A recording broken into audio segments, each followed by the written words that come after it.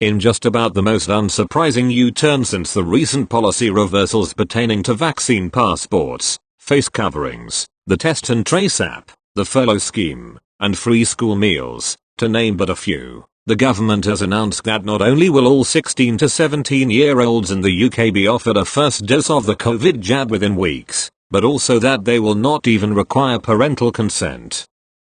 Even though the official narrative that children and young adults are at a very low risk of being seriously ill with COVID, and those that do become ill recover very quickly, the printed press are also reporting that the vaccination program will be extended to all those over 12 years old.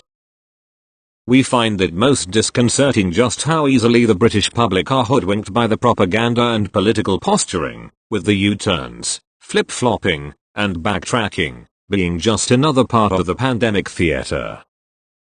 The blunders, bewilderment, and buffoonery of Prime Minister Alexander Johnson and his cabinet during the pandemic corroborates the notion that the virus is unpredictable by its very nature, and that those in charge are doing everything that they can to contain it and keep us safe.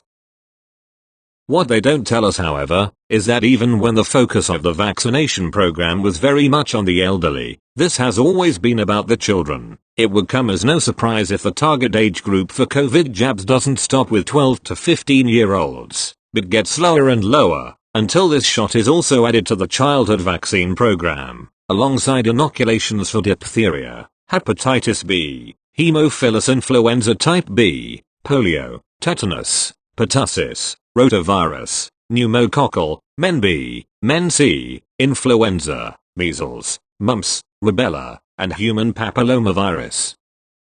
Now that all adults in the UK have been offered the vaccine, and the focus of the program switches to the younger generation, we predict that, having already started with Leader of the Opposition Sir Keir Starmer, we are now going to see a spate of children of politicians and celebrities, purporting to have tested positive for COVID,